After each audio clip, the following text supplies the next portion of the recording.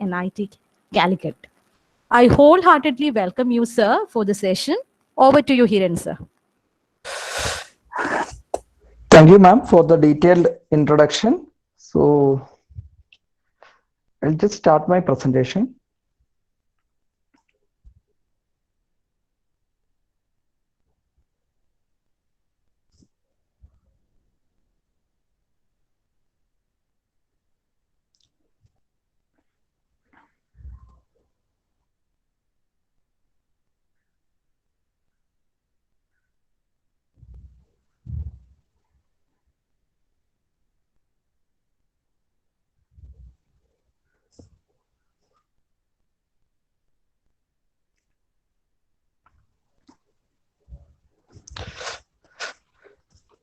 Hi, good morning, all. So my topic for today's presentation is cyber warfare and nation state actors.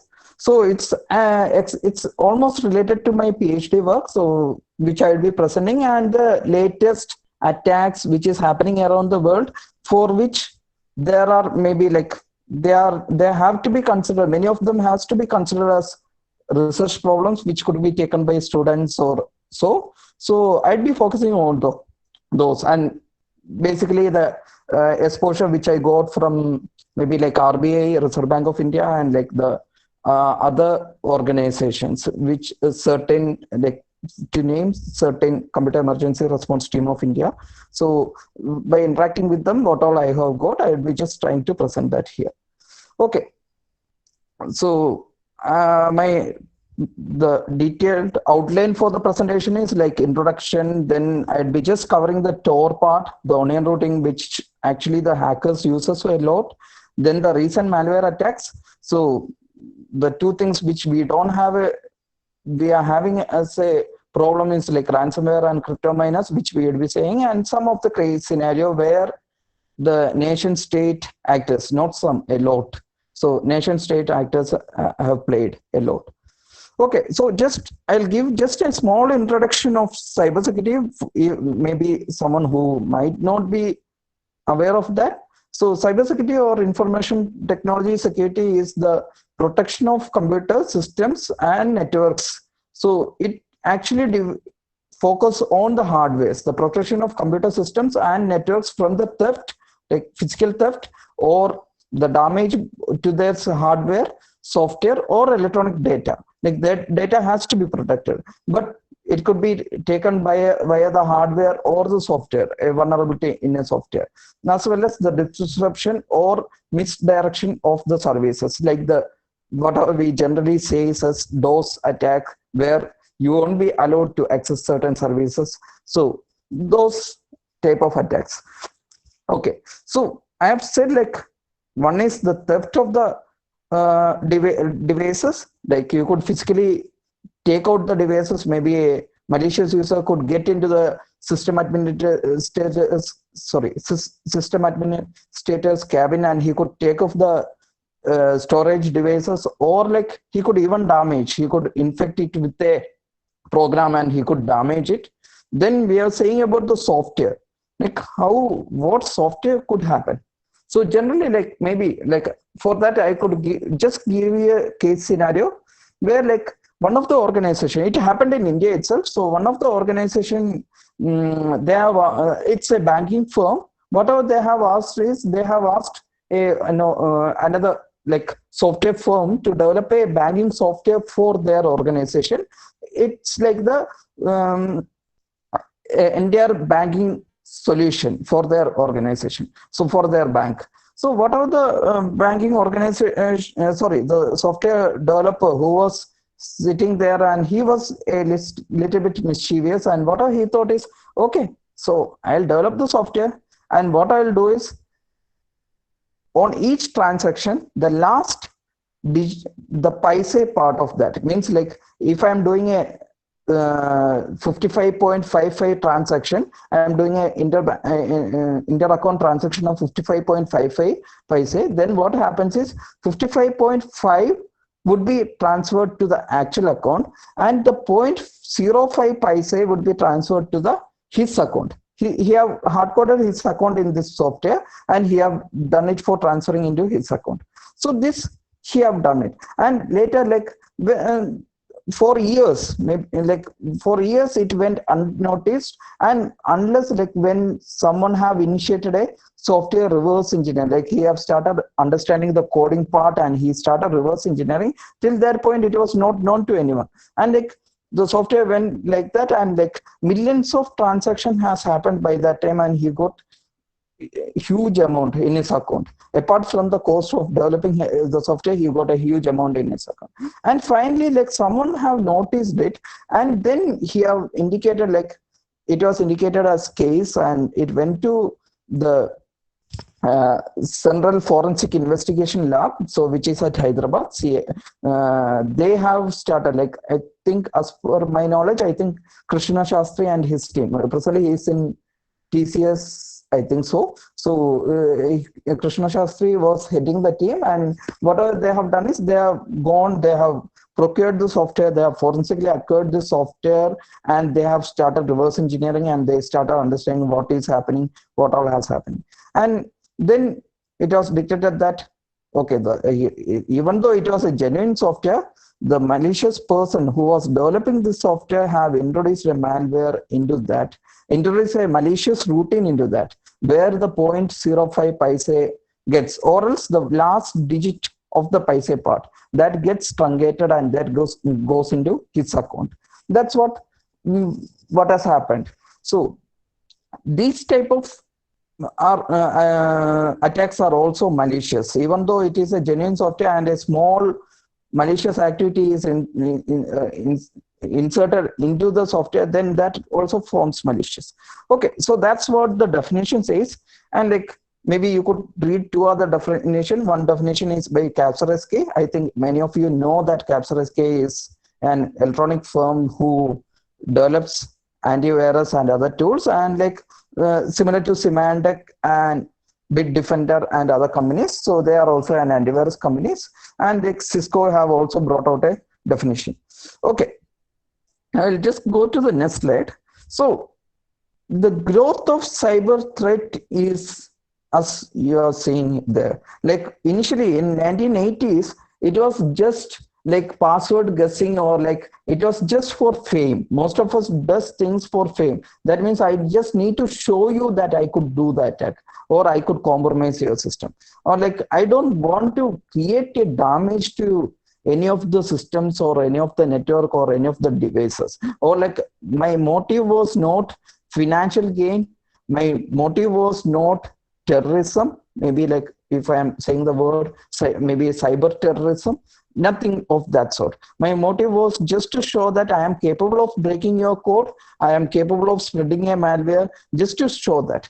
So in 1980s, it started with just password guessing, self-replicating code, and so. And like around 1998, then what happened is like Morris, he was the person who have written the first malware. So first computer worm. So whatever he thought is like he was a kid, and whatever he thought is I just write it to demonstrate that the system could be broken and I could spread a propagating computer worm. So he could do a buffer overflow exploit. So buffer overflow is one of the method based on which you could initiate a malware spread, or you could break into a software. So he was thinking like, okay, I could just demonstrate to the society that these type of attacks are possible. Then whatever he have done is he have just written a small piece of code, and to his bad time, so what happened is unexpectedly the code got replicated and the code spread over the entire internet. And at that time, what the US cyber law was strong, and whatever they have done is they have traced back, and like there was a huge damage which the malware have created, and like around 25 million, as per whatever I have read, it is around 25 million US dollar damage they have calculated, and they have said like, now you have to go under jail. And like he was put into jail, and like later he was brought, the later considering his age and other things, they have said like, okay, you could go do some social work. And finally, presently he's working as a professor in MIT. So he was the first person who have written a computer work. So at that time, but it was just for showing that they could do it. It was not for any particular intention. So then later, like once it comes to like 2000, then what happened is like there are more type of attacks, and the aim have totally changed. Means to infect the systems and create the denial of service. So that was the aim.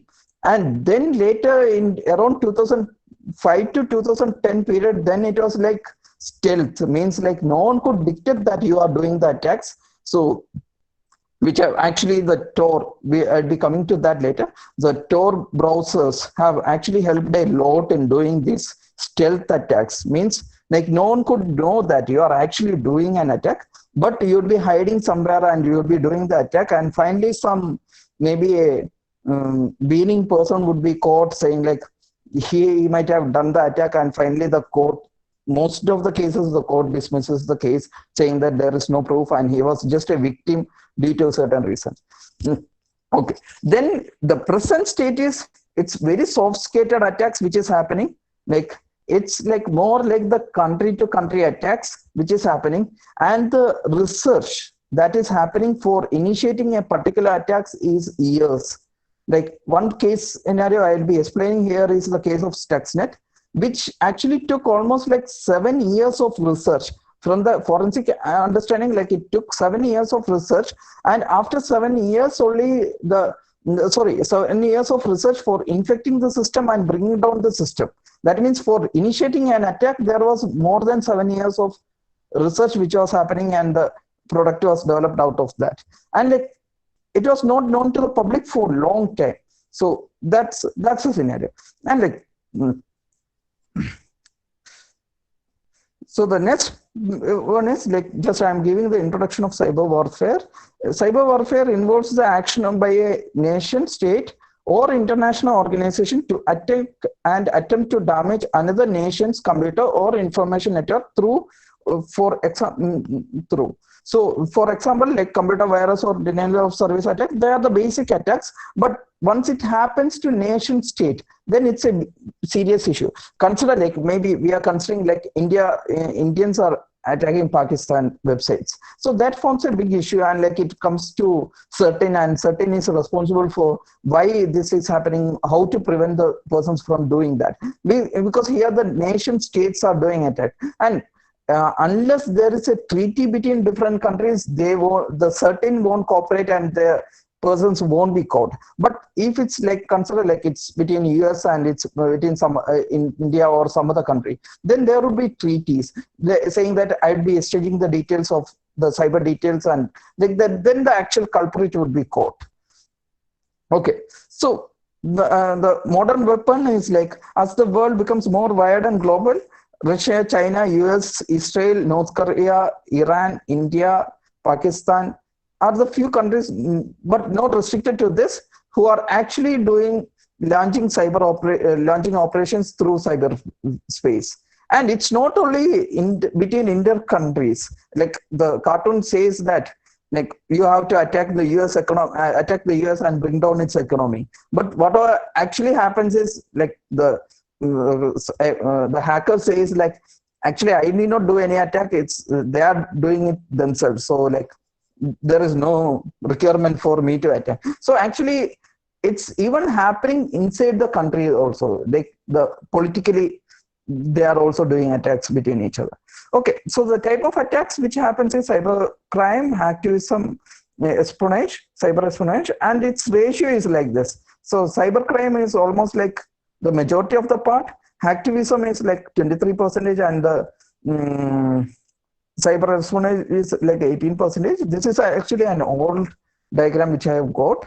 And like cybercrime is general term which like any crime that involves a computer and a network, or like even a mobile or an IoT device or a router or anything. So presently what is happening is I might be initiating an attack from this system, but no one in the world would be able to understand that actually I have initiated the attack from this system. I'd be using an intermediate compromised mission for actually attacking the other server. So that compromised mission will and once I'll be finishing the attack, then I'll be actually removing the traces from that mission so that no one would be able to trace back to me to this laptop. So no one would be able to trace back. So that's what the organized cyber criminals does. So they are very good in doing that. And so the intermediate point need not be even a system. It could be an IoT device,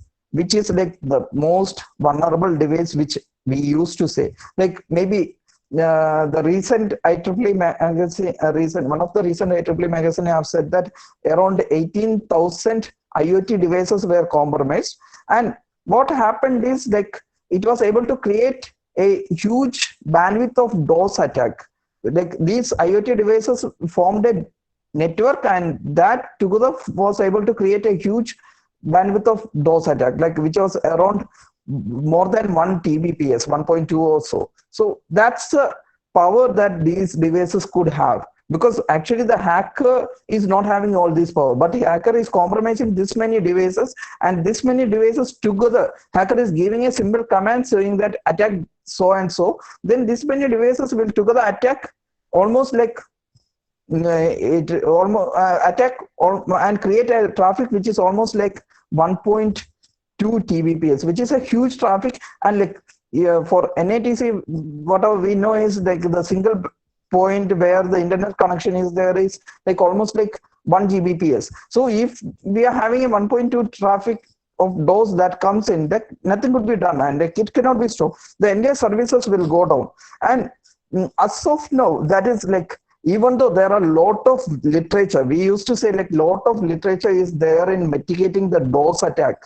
So if you actually check the research forums like Google Scholar or anywhere, then you could see lot of literatures are there. But unfortunately, many of these are not practical solutions. And even now the organizations are depending upon the internet service providers, and they comes to an SLA, service level agreement, saying that, okay, so if there is a DOS attack happens, then it will take minimum of 15 minutes to bring it down. Minimum of 15 minutes. That's what the minimum time that they generally gives in the SLA. So why they are saying that is they are going to trace it between the autonomous. So in internet, the communication happens based on the border gateway protocol, where each of these autonomous systems, they forms a group, and they will trace back from which autonomous system this communication is coming out,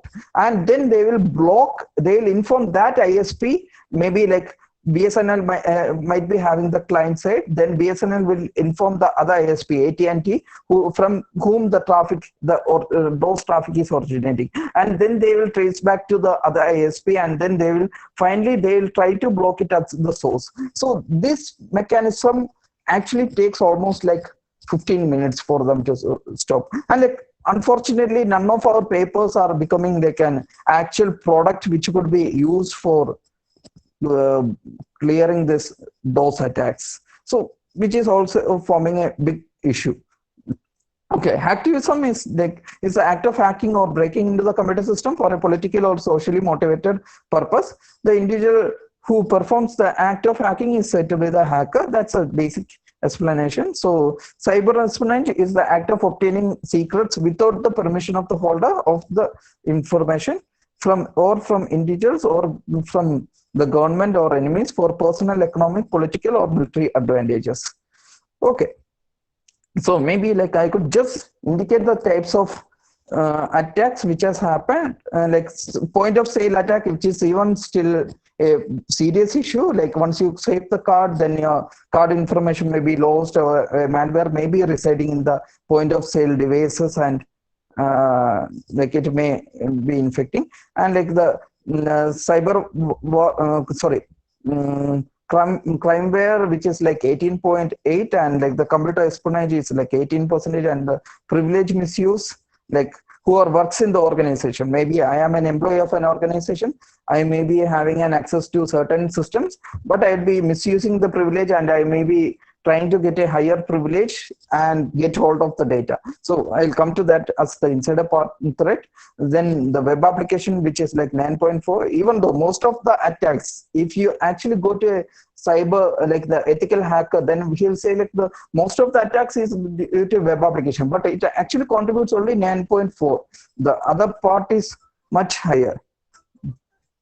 So other types of attacks are much higher. Sorry. Miscellaneous, which is like 14.7. Okay, so I'll just say the breaches that has happened. Like there were like almost like 8,668 data breaches, which led to almost like a crores of, not crores, 106 crores of data records which got exposed. So like the largest credit card breach was said to be the Heartland payment systems in 2009, which is like 30 million. And the largest healthcare data breach was said to be like Adam Blues Cross, which is 78.8 million people records were exposed. And healthcare is one of the biggest industry where the data is considered as a huge, huge resource. So if anything is lost, then it's a serious offense, and like it is taken as a serious offense. So these are just the statistics which has happened. So their banking financial sector is also there, and the educational sector is there, government or military sector is there, the healthcare I have already said. And so there are breaches, number of breaches, and how many records that has happened. And the major cause for data breach is like just the simple hacking. Then the unauthorized access, which is a huge percentage, like 10% is like due to unauthorized access. Like you might be not having access, but unfortunately you have an access into the system. In the papers you won't be having an access. So that's then there are also a huge percentage which is contributed by the employee's error.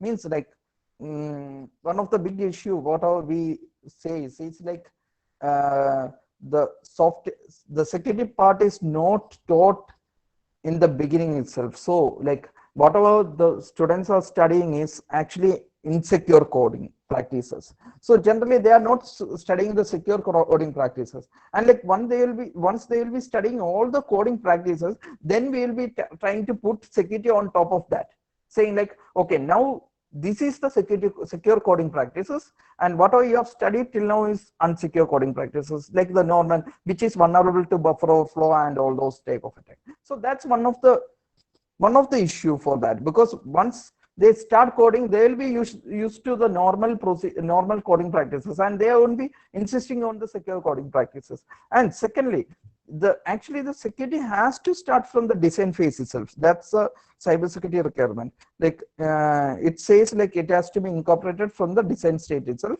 And most of the cases what happens is like security becomes an ad hoc thing. Like after everything they'll try to keep a device and make the thing secure. They'll be generating an vulnerable application or vulnerable infrastructure. Then they'll be trying to add, okay, now I'll buy this checkpoint firewall, next generation threat prevention module, or Cisco ASA module, and then now, or else like the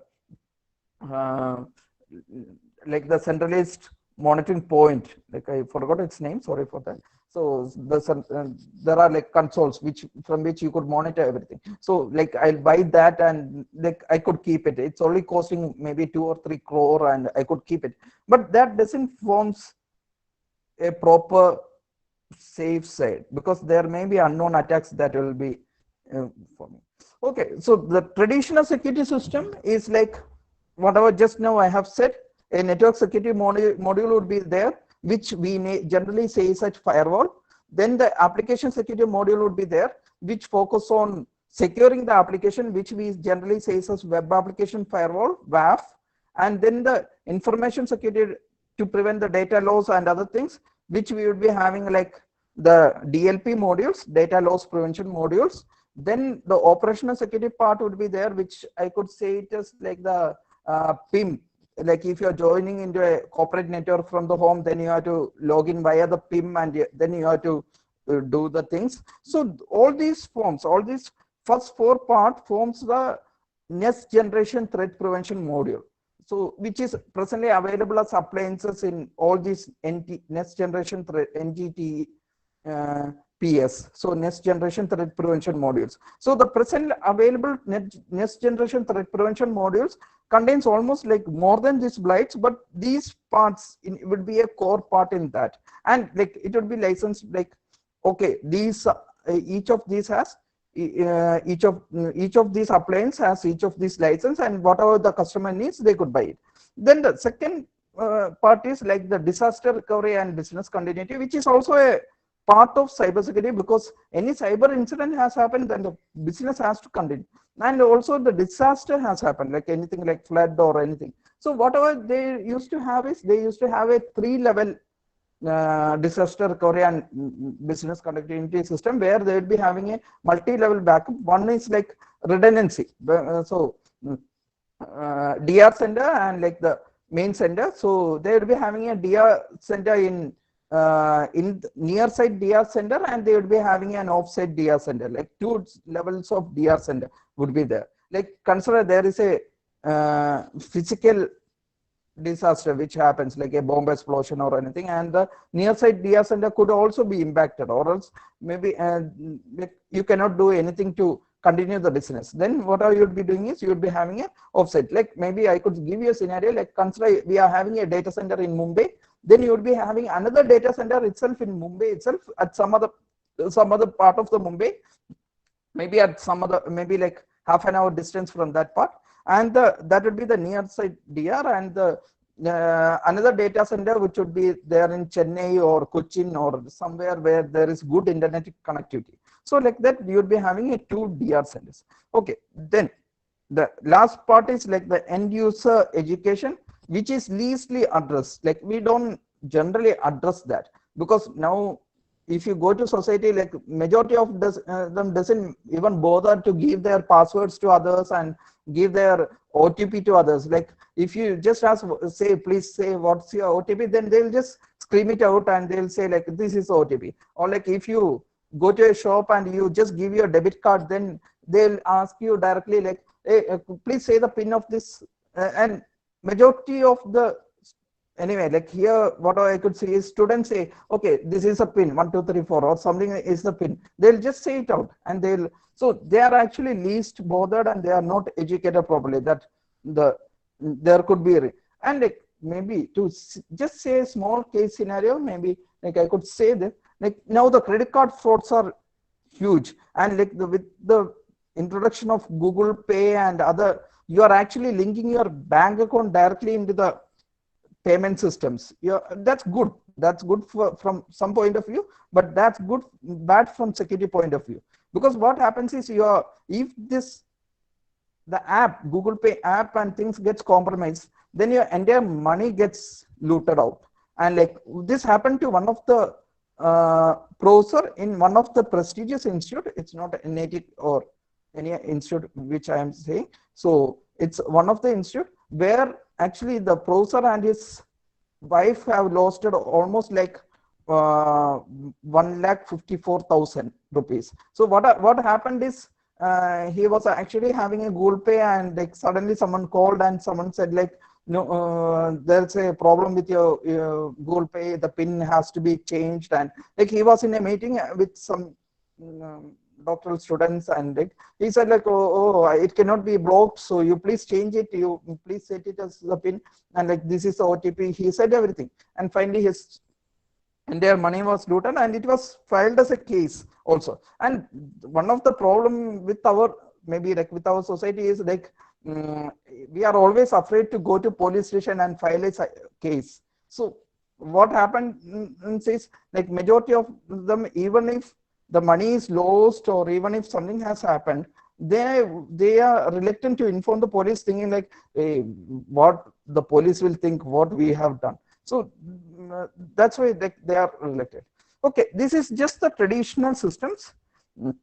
Now just I could just come to the other threats which is there is like the internet external threats are most likely, but there is equal importance for the insider threats. So the employees sending the credit card information out of the organization is not a new thing. There were cases which was registered in CFL Center Forensic Lab for this also. Like what has happened is like one of the employee there were a lot of credit card fraud that was happening, and further what happened is like one of the investigations started, and once it started checking everyone's every transaction that has happened from that organization, every mail exchanges and all those like network traffic that has happened from that organization, then what came to their notice is like one employee was sending lot of pictures of actress and actors out of via his mailbox. Then like they started an investigation, and finally whatever they have understood is like he was using steganography to incorporate the image, incorporate the credit card information where the credit card number or the this date of expiry and all those information, including the CVV number, and he was sending it out.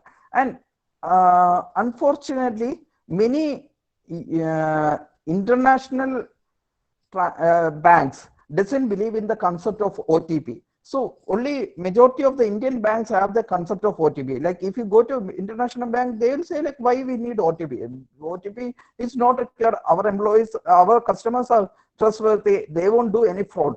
So that's what the belief is. So like they don't have a concept of OTP. So what happens is they like if anyone is able to get hold of this information, then entirely the transaction happens and the money is lost.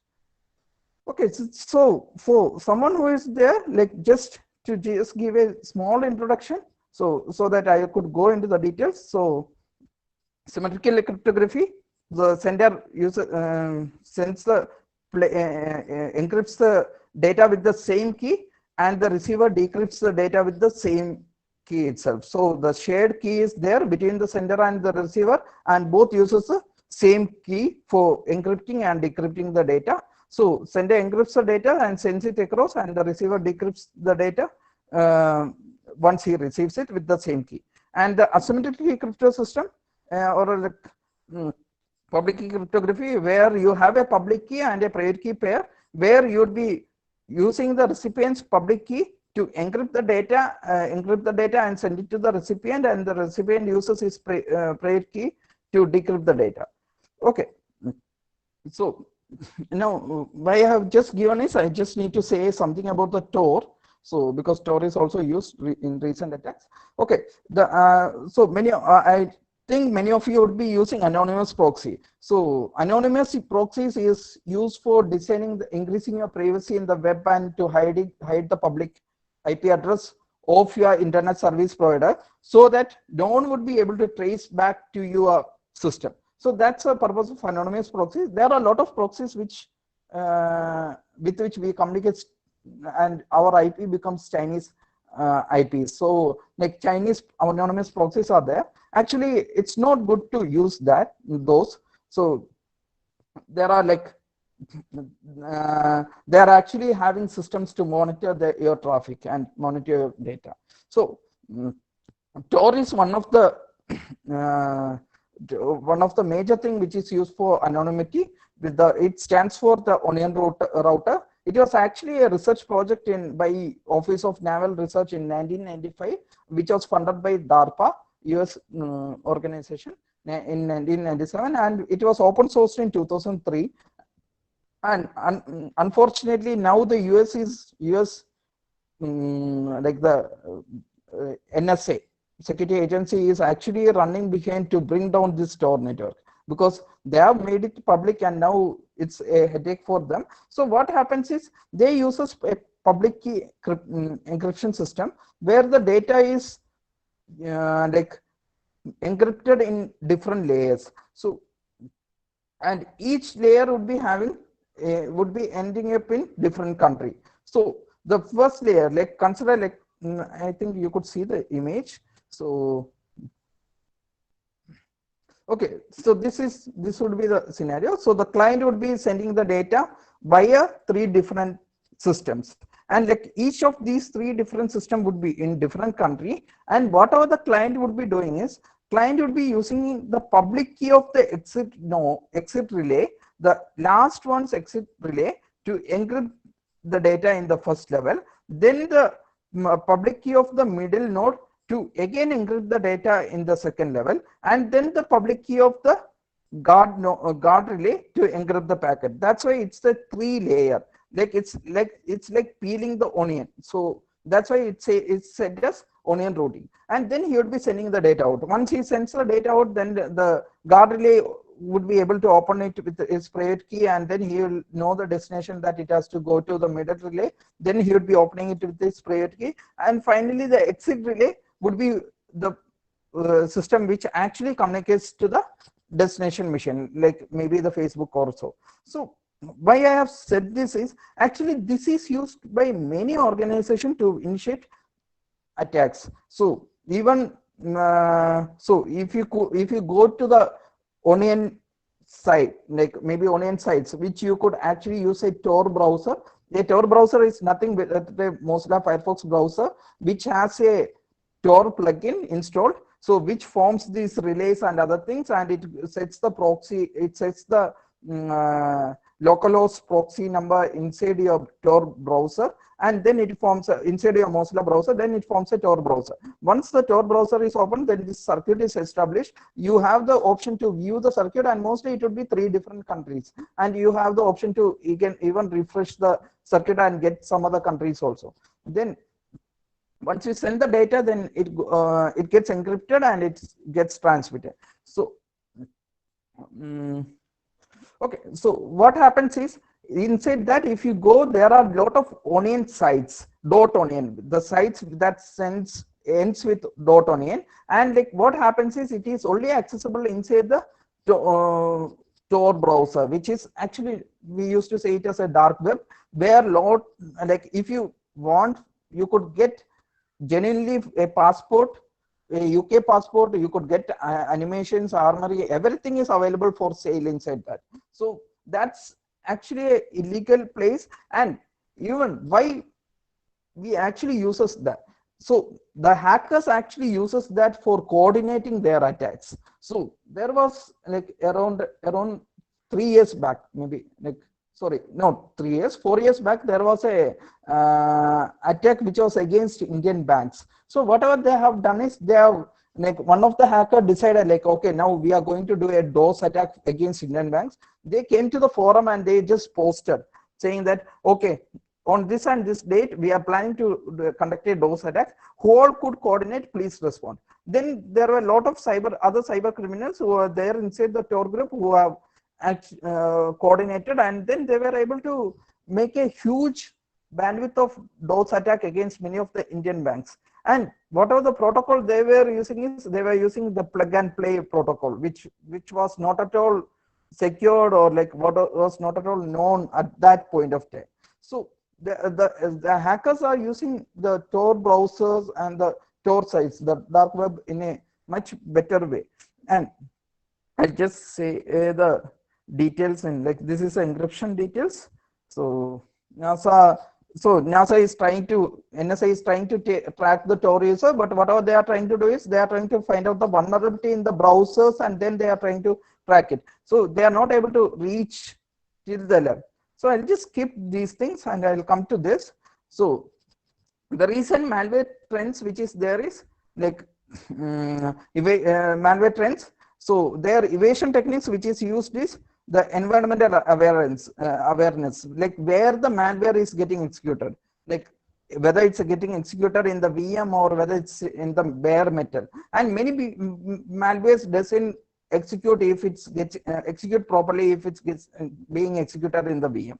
Then the confusing automated tools, like different signatures it will create, and it will also create a domain. DGA stands for domain generation algorithm. It will be having an inbuilt domain generation algorithm which will randomly register domains, and it will create the command and control server. So command and control server is where the hackers, like if I am a hacker, I'll register a CNC server, and then via that server I would be the master, and what I'll do is I'll write the commands in that server, and all my compromised machines, maybe previously I was saying like the IoT devices, all my compromised IoT devices will constantly be checking with this command and control server, and once I will be updating a command, then it will start behaving as the command whatever I have given. So means if I am saying like at this point of time attack, maybe at 4:30 today, please do the attack against this IP address, then it will start doing the attack against this IP, that particular IP address.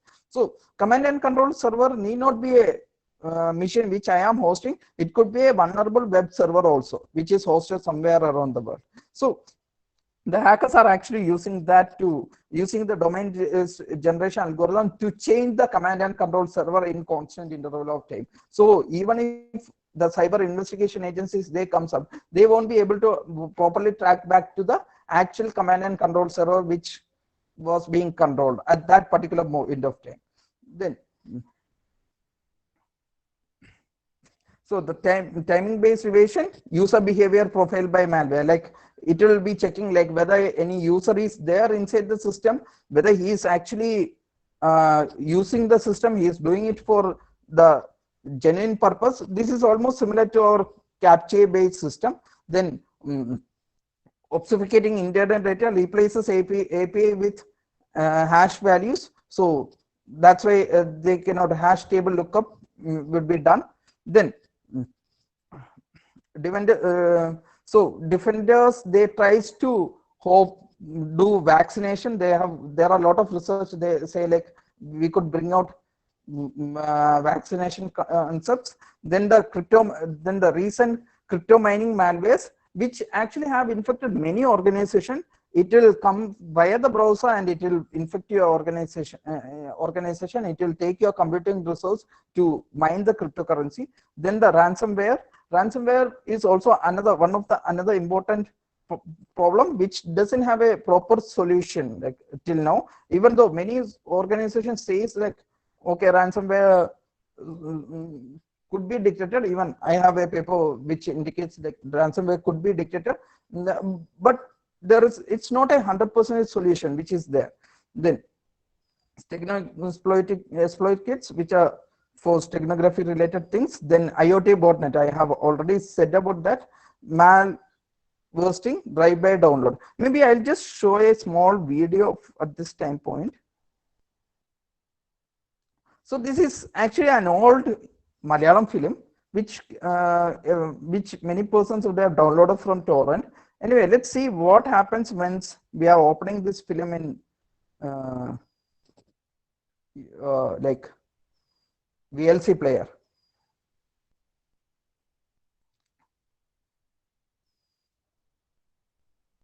Something happens and then it says like codec error, open it in Windows Media Player or Real Player. So most of the users who are who are not knowing everything, they will be just going to Media Player and they will be opening it up. So we'll just see what happens once it's opened in Media Player.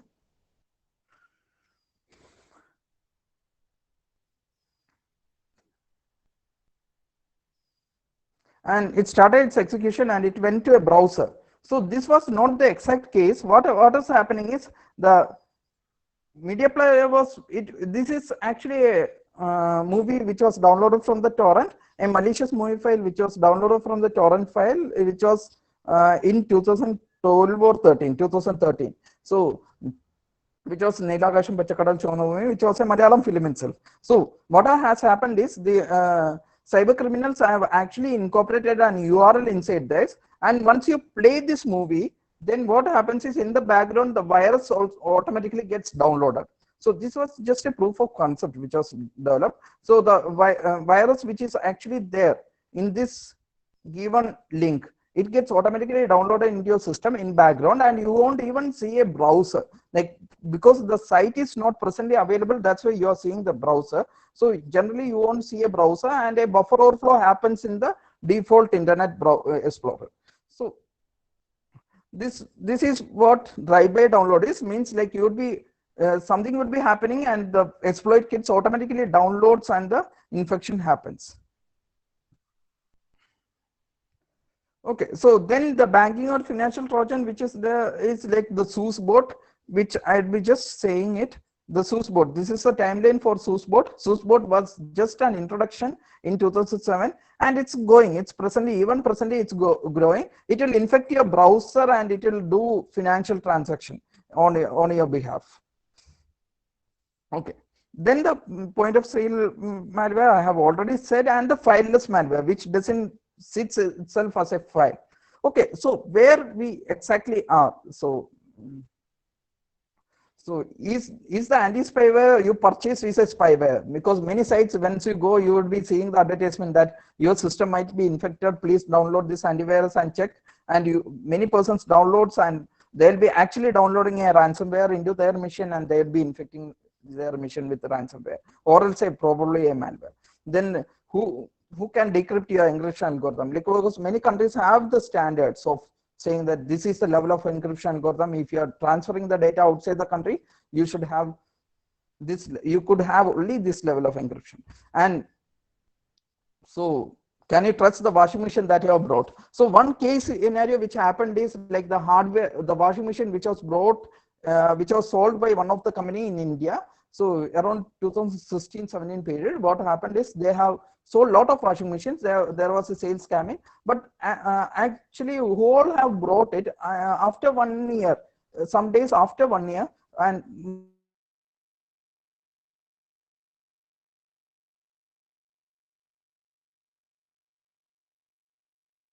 companies said like, okay, 1 year we are providing warranty. Now it's after 1 year, so please, you could either we'll take money and we'll give you a new machine or something like that.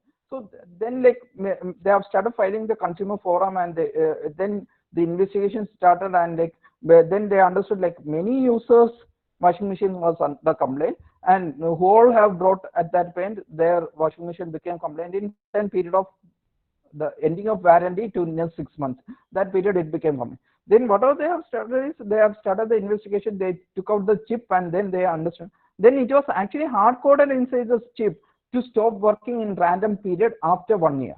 So that's how the malicious manufacturers are also doing. Like means they are incorporating the malware inside the chip, which most of us doesn't even think of. Okay. Then the electronic voting machine. Anyway, I am not going to say anything about that. So in India, I don't know, but in many other countries, it's hackable. So then the hard disk, the master portable hard disk made by Seagate uploads information in the on the computer automatically to a website in Beijing. So that was actually a malware which was incorporated in the hardware chip.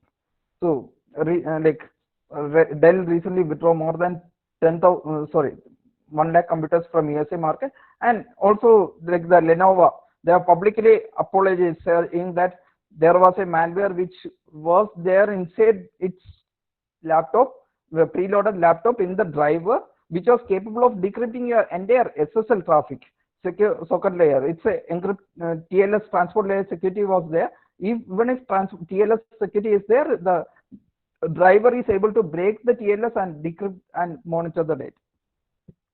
So, okay. So I'll just come to, so because I have only 10 minutes, so I'll just try to cover up the other parts. Okay. So now we'll come to the multi-stage, multi-vector attacks. So it's almost similar to our intercontinental ballistic missile, where the multiple stages of attacks are there, and deploys multiple independent targetary re-entry vehicles. That's what the explanation for intercontinental ballistic missile. So it's similar to that. This type of attacks are similar to that, where they have multiple vectors. One is like the targeted email, drive-by download, compromised web servers, social engineering executed by keylogger trojans, and non-executable files like PDF, video, and Office file documents are used.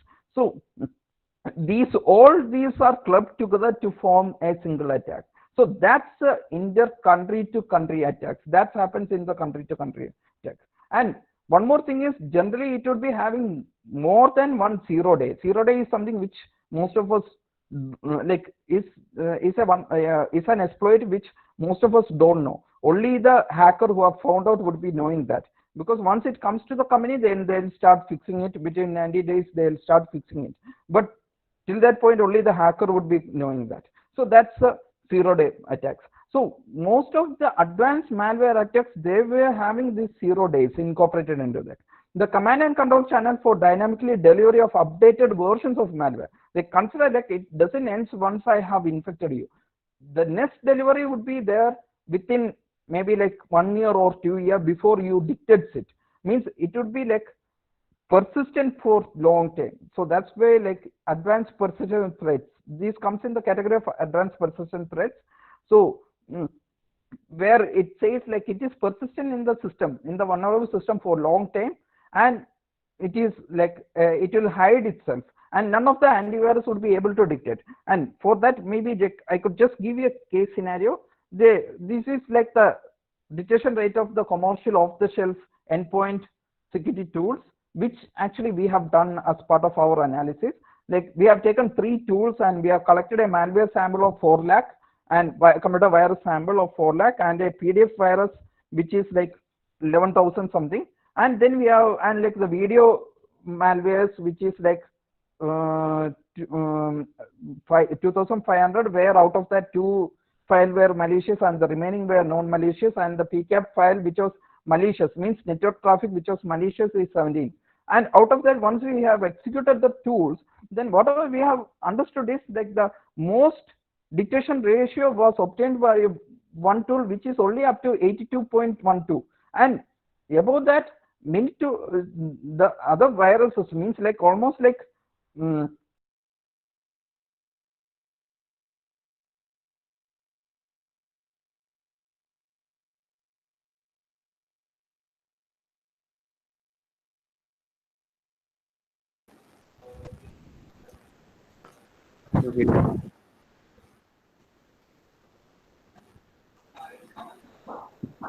Hello.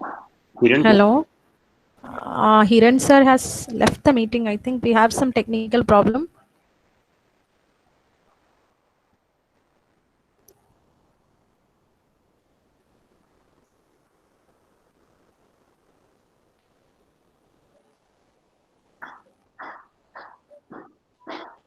Hello, Hiran sir. Are you there? Just a minute, I'll contact him. Okay. Okay.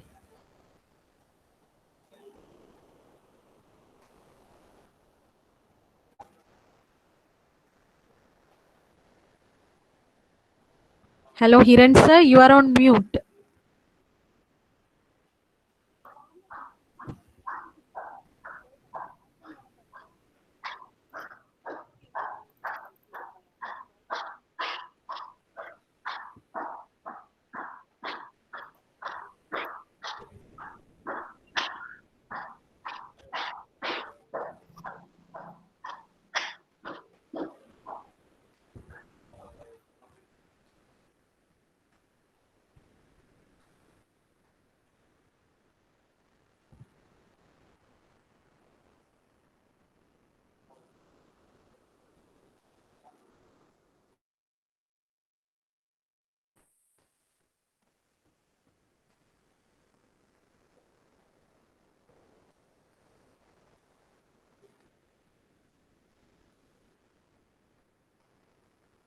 hello. Hello, Hiran Am I sir. Yes. audible? Yes, yes. Yes, sir. Yes, sir. Please go on. Okay, sorry, I was not aware that it's good. Okay. Okay. So I'll just say about the advanced persistent threats. So advanced persistent threats are like latest attacks which are happening. Like one is Aurora attack, which was found in 2009. It was found in 2009. We don't know when it was released. So that's the importance of all these attacks. No one knows when it was released. Then the Stuxnet, Flame, Duke, yes, all those are various variants of the same attack. So that was found in 2010. And the HTRAN or HUC, Hawker Union of China, the packet transmit tool, which was against the RSA labs found in 2011, and the Mandy and Mandy, which is against a particular set of victims. So that's what I was saying here. I've kept this diagram for saying that. Consider like now I think we have around 65 participants, and consider like I am targeting a particular person that this malware should only infect this particular person. Then I'd be designing that malware in such a way that even though it comes and infect all your laptops, it doesn't create any malicious behavior in your laptops. But to that particular person, it may create a malicious behavior and it may infect them. So it's not a common attack that is going to happen. So that's what happened. Like it was just here, like in Israel and Iran, it was just against 800 victims. It is, even though it have infected many persons, nothing has happened to others. Then Red October, or I cannot pronounce that, 1XESHE. So that was against the diplomatic or governmental and scientific research organization. Then Madian was against Hong Kong. Then IceForge against Japan and South Korea. So like then Black Energy, which was against the power outage in 3 Ukraine substations, which was to create, these are actually the targeted attacks. Then like then Trochilus, which is against 7 piece of malware cluster against Asian government and non-NGOs. Then the Operation Transparent Bribe, targeting against Indian diplomatic and military entities, which was discovered in February 2000.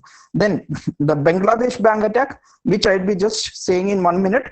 Bangladesh bank attack was against the SWIFT system of the Bangladesh bank, where they have actually lost almost like 951 million. And it was designed to lose 915 million, but due to the proactive defense system which was done by the SWIFT agent who was working, he have saved a huge amount, and they have only lost around $81 million. And then like, are Indian banks safe? So that's what I am showing here. So it's equivalent, like Indian banks are also not safe. So State Bank of Mysore and State Bank of Baroda, there were lot of multiple transaction of rupees 49, which was reported in April 2016, and it went to lakhs of rupees. So okay, so Stuxnet, this is one of the attack. I'll just say it in 1 minute and finish it. So Stuxnet is like against Iran's nuclear power plant. So it was against Iran's nuclear power plant. It was a well-fabricated malware which infected the nuclear power plant, and it have brought down the rotation frequency, and it have terminated the nuclear power plant. So this is what I was saying, like it's years of work for developing a malware. The forensic investigation, they have found out that the initial malware version with its command and control registration from where the malware was controlled was registered in 2005, and the actual infection was said to be stopped in 2012. So if you see, like it's 2012 when the infection was said to be stopped. So by that time, they were sure they have delivered three different variants. As per the forensic analysis, we don't know whether more is there. So 3 different variants of the same malware was delivered, and it was delivered in such a way that there was an international conference which was conducted, and the pen drive was given in that international conference, which was loaded with this malware, and the employee have accidentally gone and inserted this pen drive inside the nuclear power plant, and it got infected in the nuclear power plant. And I'll just show a last video. And this is by Symantec. This video is by Symantec on how the infection happened. So they are demonstrating, like I'll skip the initial part of this video. So they are demonstrating. So it actually infected this PLC controller. So actually the PLC controller has to control this circuit, where they have a balloon which they have kept it, and like, so it was Siemens controller, and the balloon is kept there. So once you switch on, the balloon will be blowing for some time.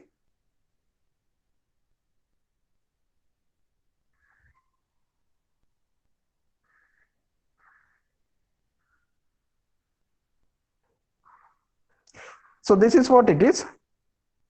So once you switch on, once you code it, the balloon will be blowing for 3 seconds, and it will stop automatically.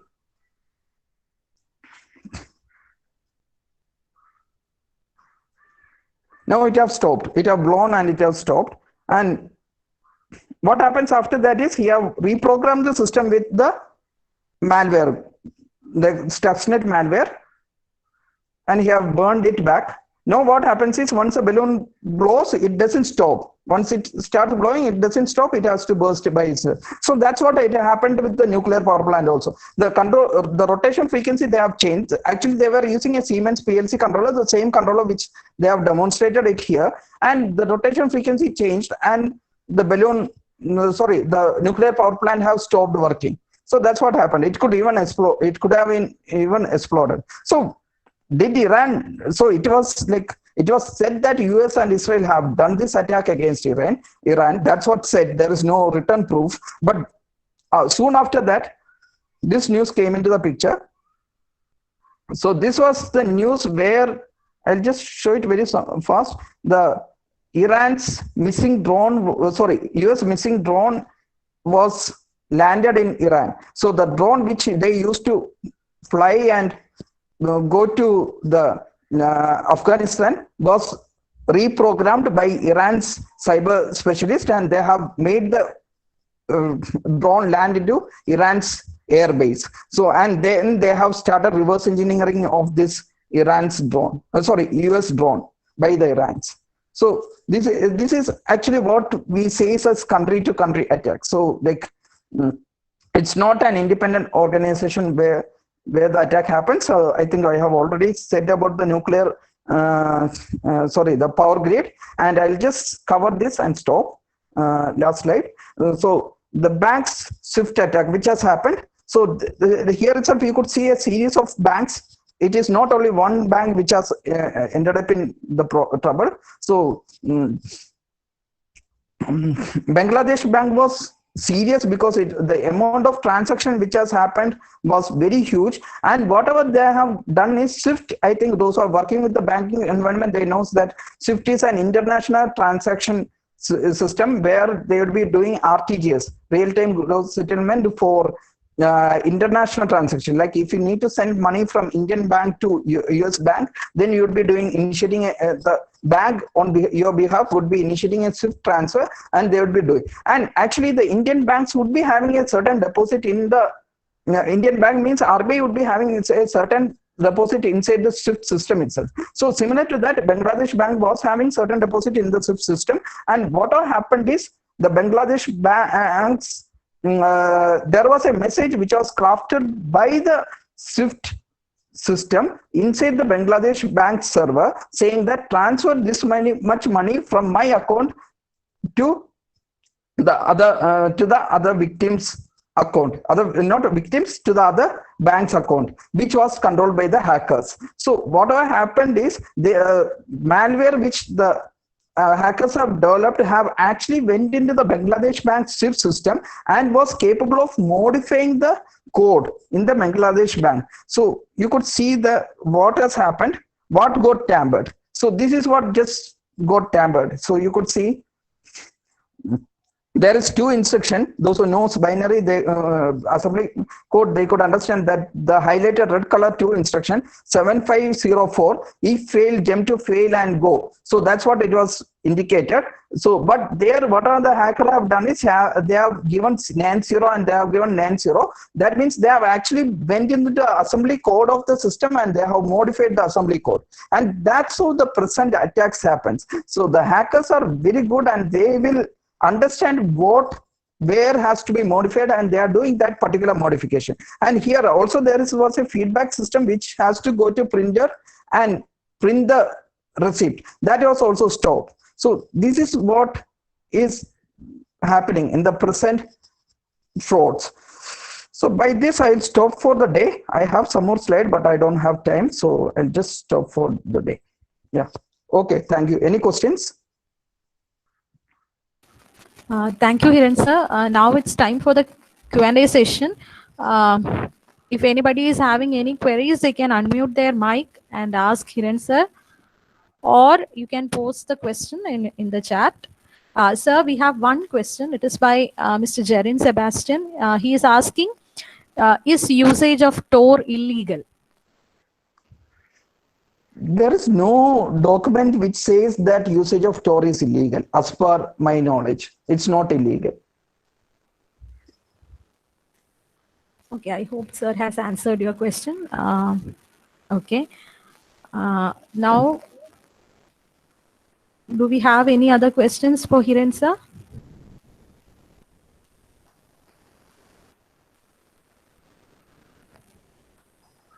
Thank you. I guess we don't have any other question. Uh, okay, so now it's Okay. time to wind up the session. Now that's the end of a very informative session on cyber warfare and nation state actors. It was a pleasure having you here, Hiran sir. I, on behalf of the entire Department of Computer Science and Engineering, would like to express my sincere gratitude to you